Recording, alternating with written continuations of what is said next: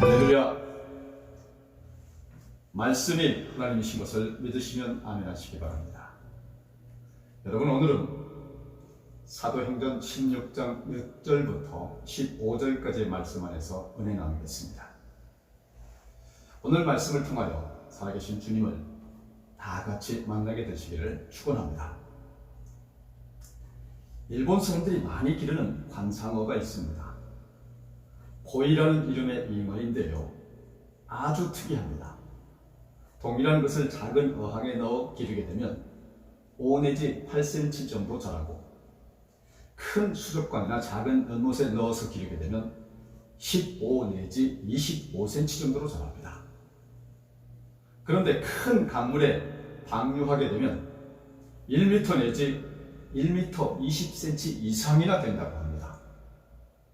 고이 안에 있는 잠재력은 크지만 작은 공간에 제한시키게 되면 조금밖에 자라지 않는다라고 하는 것을 증명한 것입니다. 인간도 마찬가지입니다.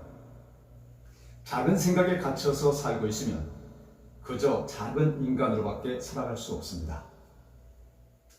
그런데 큰 생각 안에서 마음껏 헤엄치듯이 살게 되면 얼마든지 멋지고 큰 인생을 살아갈 수 있는 것입니다. 오늘 저와 여러분이 은혜 받을 말씀의 제목은 하나님의 빅픽처입니다. 대개 인간은 작은 생각에 머무는 경향이 있습니다. 자신의 환경이나 상황을 보면서 스스로 작아지고 그 생각에 갇혀서 사는 거죠. 옛날에 이런 유머가 있었습니다.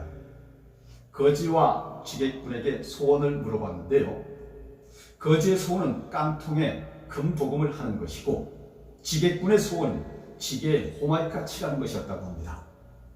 아니, 깡통에 금도금을 할 바엔 금깡통을 원해야 하고 지게에 호마이카를 칠하느니 리어카나 마차를 원해야 하는 것이 아니겠습니까? 금도금은 뭐고 호마이카는 뭡니까? 결국 자기 수준에서 생각하니까 그 수준에서 벗어나지 못한다 하는 얘기죠. 신앙생활 할 때도 마찬가지입니다. 하나님을 믿는다 하면서도 내 생각 안에 갇혀서 늘 의심하고 불평, 불만, 불안 살아가요. 정말로 살아계신 전능자 하나님을 믿는 분들은 그 하나님께 모든 걸 맡기고 그저 감사하고 기뻐하고 평안함 속에 살아가야 하는 게 맞죠. 이렇게 극과 극 판이하게 다른 삶, 이 두 가지 신앙생활의 스타일을 비교해보면 큰 차이가 납니다. 이사야 55장 8절로 9절에 보게 되면 이는 내 생각이 너희의 생각과 다르며 내 길은 너희의 길과 다름이니라. 여호와의 말씀입니다. 이는 하늘이 땅보다 높음같이 내 길은 너희의 길보다 높으며 내 생각은 너희의 생각보다 높음이니라 라고 말씀하셨습니다. 문자 그대로 하나님과 우리 인간의 생각은 하늘과 땅의 차이입니다. 한마디로 하나님의 생각대로 사는 것이 훨씬 유리하다고 하는 얘기인 것입니다. 비유하면 이런 거죠. 하나님은 큰 그림, 빅픽처를 갖고 있는 반면 인간은 작은 그림, 스몰 픽처만 그리려고 한다는 것인데, 하나님 편에서 보면 정말 답답한 노릇이 아닐 수 없죠. 본문에 나오는 사도 바울도 그렇게 살았던 적이 있습니다. 처음에는 그도 인간적인 생각에 갇혀서 현실에 맞는 작은 그림만 그리면서 살았어요. 하지만 하나님의 생각을 깨닫고 그것에 맞추고 순종하다가 보니까 하나님의 큰 그림, 빅픽처를 그릴 수 있었던 것입니다. 그 결과 오늘 우리가 알고 있는 위대한 사도 바울이 될 수 있었던 것입니다.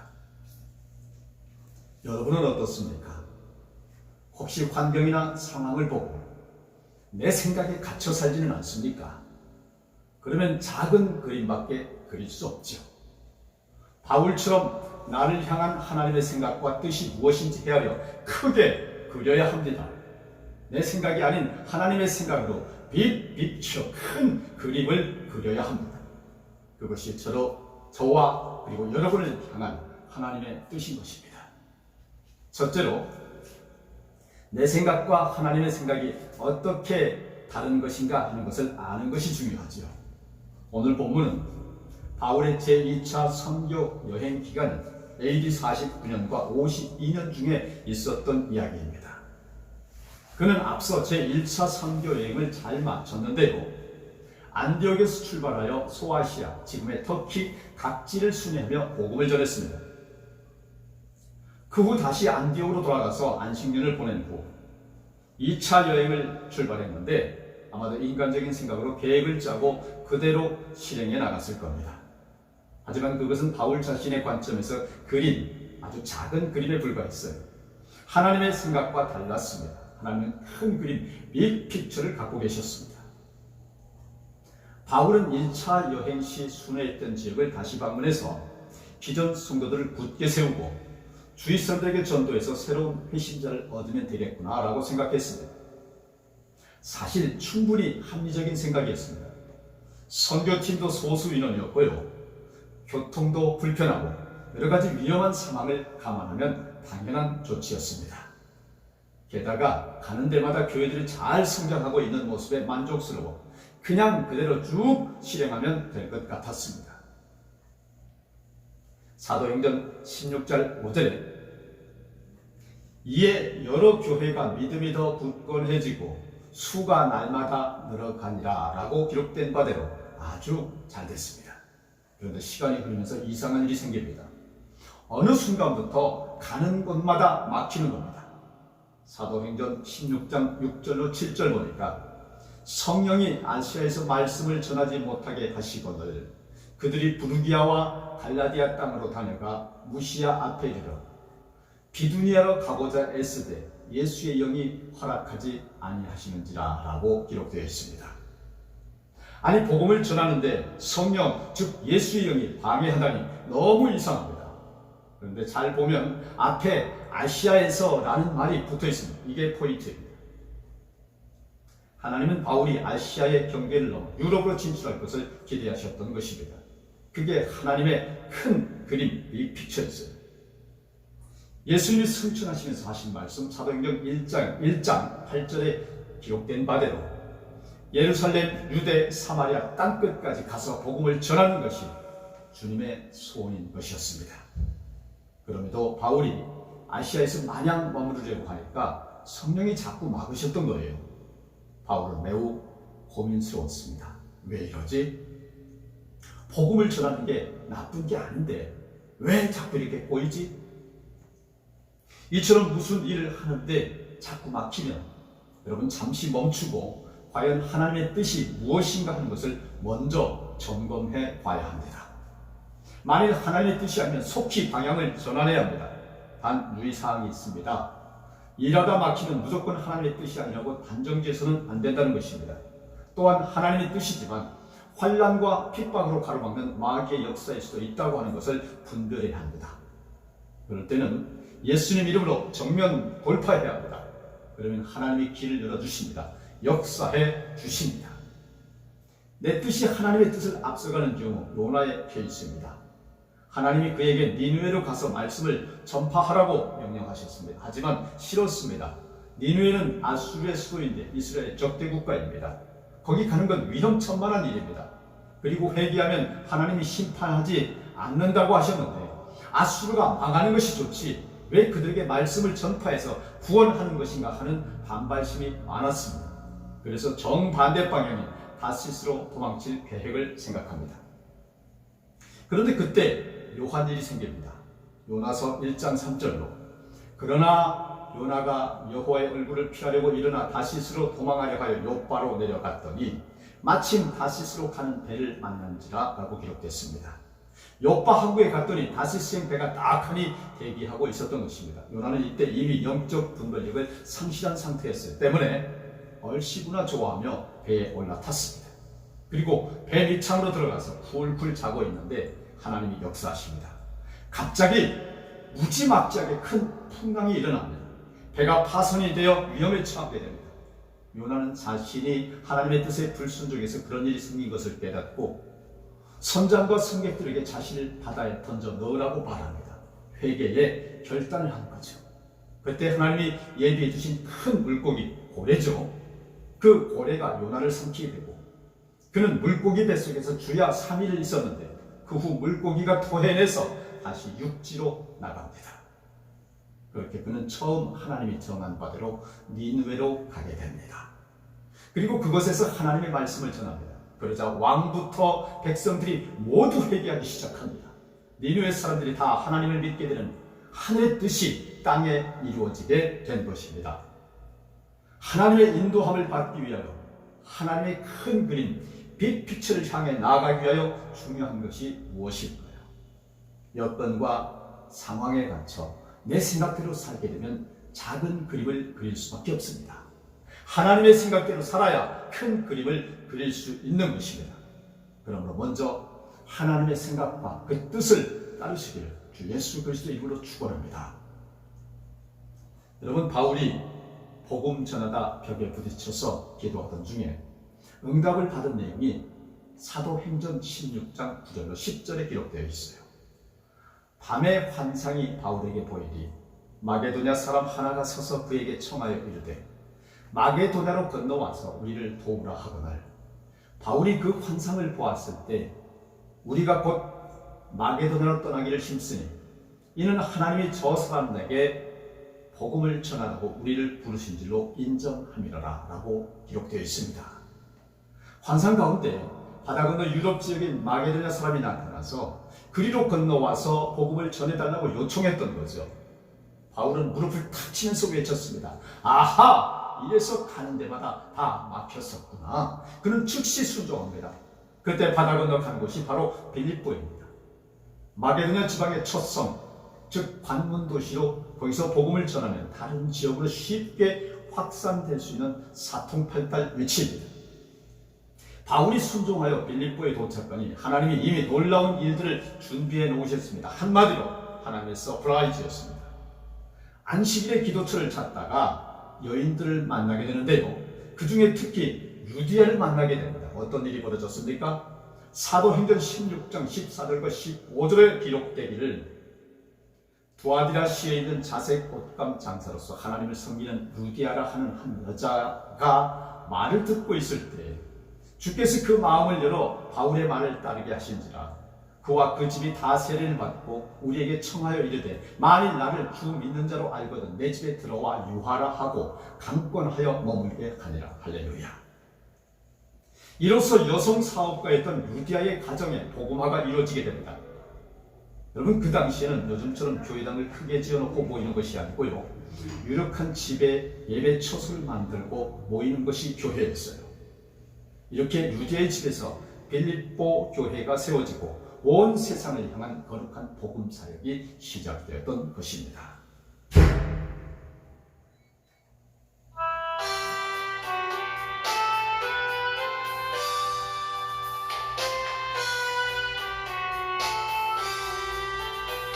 온 세상 위하여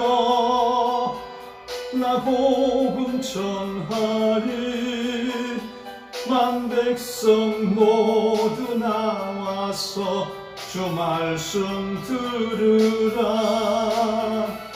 죄 중에 빠져서 헤매는 자들아, 주님의 음성 듣고서 너 구원 받으라. 전하고 기도해 매일 증인 되리라. 세상 모든 사람 다 듣고 그 사랑 알도록. 여러분, 당시 유럽 지역 최초 교회 역사적인 출발과 함께 크고 작은 기적들이 일어나게 됩니다. 바울과 실라가 복음을 전하다가 감옥에 갇혀 고문을 받고 힘들어서 밤중에 일어나 기도할 때에 큰 지진이 나서 옥토가 흔들리더니 착고가 풀리고 옥문이 열리는 기적이 일어나게 됩니다. 그러니 이제 바울과 실로가 감옥문을 나가기만 하면 자유의 몸이 되는데요, 그때 간수가 이 일로 책임 추궁받을 것을 두려워서 자결하려고 하는 것을 보고 급히 제지해서 목숨을 건져준 후에 그 간수와 간수의 집 모두 구원받는 은혜의 기쁨을 이루게 됩니다. 당시는 중죄수가 탈옥하게 되면 간수가 대신 형을 살거나 심한 경우 가족같이 전부 죽임을 당하는 엄격한 시대였습니다. 그러니 얼마나 놀라운 하나님의 계획입니까? 바울은 소아시아에서의 복음 사역이 계속 막힌 것, 그리고 빌립보에서 복음이 전파되고 놀라운 역사들이 일어나는 것 등을 경험하면서 진실로 하나님만이 그리실 수 있는 하나님의 빅픽처를 볼 수 있었던 것입니다. 아, 하나님의 생각이 이런 것이었구나. 아, 하나님께서 이런 큰 계획이 있으셨구나. 하나님은 복음이 아시아에서 머무는 것을 원치 않으셨던 것입니다. 더 크게, 더 멀리 뻗어나가기를 원하셨던 것입니다. 나중에 바울이 전 유럽 대륙이 복음화된 것을 볼 수 있었다면 아마 소스라치게 놀랐을 것입니다. 역사가 아놀드 토인비는 드로아에서 바울이 배를 타고 빌립보로 간 것을 두고 이렇게 평했습니다. 그때 바울이 탄 배는 유럽의 문명을 싣고 가는 배였다. 여러분, 하나님의 생각과 계획이 우리에게 항상 좋은 것만은 아닙니다. 때로 험난하고 고통스러운 길일 수 있습니다. 그러나 순종, 복종하면 하나님의 큰 뜻, 큰 그림을 보게 되고 반드시 승리하게 되는 줄 믿으시기를 바랍니다. 바울처럼 하나님의 큰 그림을 보면서 따라간 사람들은 예외 없이 놀라운 인간 승리를 했습니다. 성경 인물들도 그렇고요. 역사 속의 인물들, 우리 주변의 인물들, 하나님의 큰 그림을 믿고 따라간 참 믿음의 사람들은 다 그렇게 위대한 승리를 했습니다. 아브라함을 보십시오. 그는 메소포타미아 문명의 중심지 갈대아우르 사람이었습니다. 그런데 느닷없이 하나님이 가나안 땅으로 가라고 하죠. 그때 주신 약속의 말씀이 바로 하나님의 빅픽처였습니다. 창세기 12장 2절로 3절 말씀이죠. 내가 너로 큰 민족을 이루고 내게 복을 주어 내 이름을 창대하게 하리니 너는 복이 될지라. 너를 축복하는 자에게는 내가 복을 내리고 너를 저주하는 자에게는 내가 저주하리니 땅의 모든 족속이 너로 말미암아 복을 얻을 것이라 라고 하신지라. 나이 75세에 아들 하나 없었던 그에게 큰 민족을 이루어주시고 만민에게 축복의 통로가 된다고 하는 것이 현실성이 있는 이야기겠습니까? 하지만 여러분, 나중에 보니까 하나도 빠짐없이 다 성취됐습니다. 아브라함도 인간인지라 처음에는 긴가민가 했습니다. 시간이 흘러도 자식이 생기지 않자 양자를 드려야 하나 하나님께 여쭌 적도 있었습니다. 집에서 기르며 일을 시키던 엘리에셀이나 양자 삼을까요? 이렇게 말하지만 하나님이 아니라고 하니까 또 기다리게 됩니다. 10년이 지나도 자식이 안 생기니까 이번에는 하갈을 첩으로 얻어서 이스마엘을 낳았지만 약속한 아들이 아니라고 퇴짜를 맞고 괜히 가정 불화만 생겼습니다. 이런 과정을 통해서 기다리고 또 기다리며 그의 믿음이 온전해지면서 하나님의 때에 이르러 마침내 이삭을 낳았는데 무려 25년의 세월이 흘렀습니다. 그 후 이스라엘 민족이 형성되게 됩니다. 그리고 아브라함의 후손으로 메시아 예수님이 오셨고 그를 믿는 자마다 만민이 구원받는 인류 구원의 기적이 이루어진 것입니다. 여러분, 이렇게 해서 오늘날 저와 여러분도 아브라함의 영적 후손이요 영적 이스라엘의 일원이 된 것입니다. 그러니 아브라함이 지금 천국에서 잠시 이 세상에 내려온다고 한다면 얼마나 놀랄까요?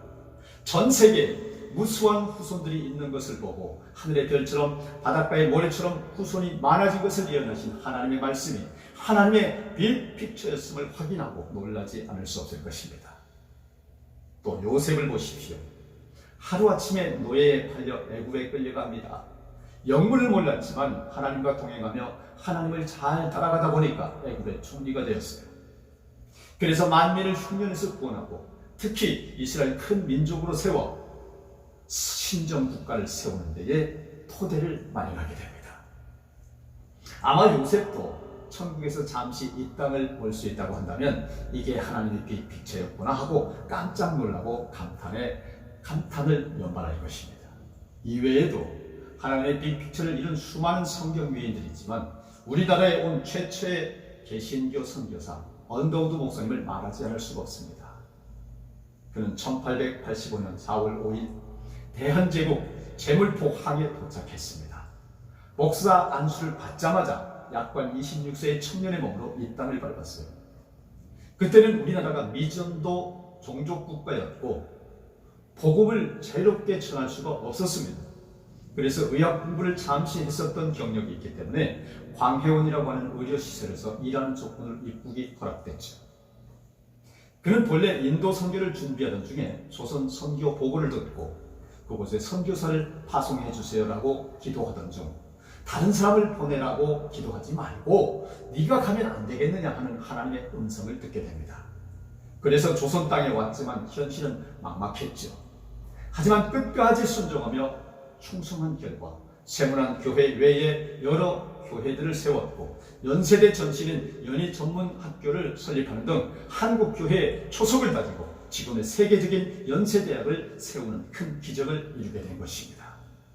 그도 아마 천국에서 잠시 한국에 온다면 지금의 한국이 옛날 그 조선이란 레알 이게 실화야? 하고 소스라치게 놀랄 것입니다. 하나님의 빅픽처는 이렇게 크고도 놀라운 것입니다.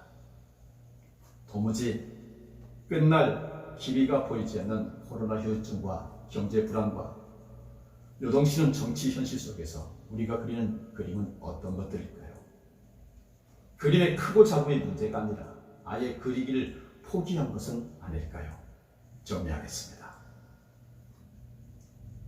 내 생각과 형편을 보게 되면, 그렇게 살게 되면 작은 그림만 그리며 인생을 살게 됩니다.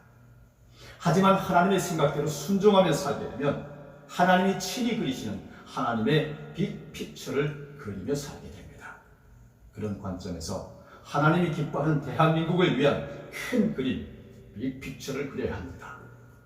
앞으로 5개월 후 제20대 대한민국 대통령은 하나님의 사람이 선출될 것임을 축복하며 예레미야 29장 11절과 13절에 말씀이신 하나님이 친히 우리를 하나님의 그 큰 그림으로 인도하실 줄 믿고 선포합니다. 여호와의 말씀입니다. 너희를 향한 나의 생각을 내가 아나니 평안이요 재앙이 아니니라. 너희에게 미래와 희망을 주는 것이니라. 너희가 내게 부르짖으며 내게 와서 기도하면 내가 너희들의 기도를 들을 것이요 너희가 온 마음으로 나를 구하면 나를 찾을 것이요 나를 만나리라. 다 같이 기도하시겠습니다. 거룩하시고 은혜가 충만하시며 우리 삶을 통하여 하늘의 뜻을 이 땅에 이루시기 원하시는 하나님 아버지, 오늘 예배를 통하여 우리의 죄와 허물 사하여 주시고 하나님의 빅픽처 큰 그림을 허락하여 주시고 사명을 감당할 힘과 성령 하나님의 충만하신 동행 허락하여 주옵소서.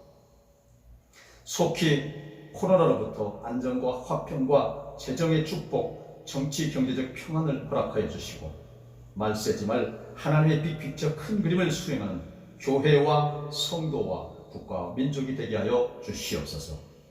예수 그리스도의 이름으로 기도드리옵나이다. 아멘.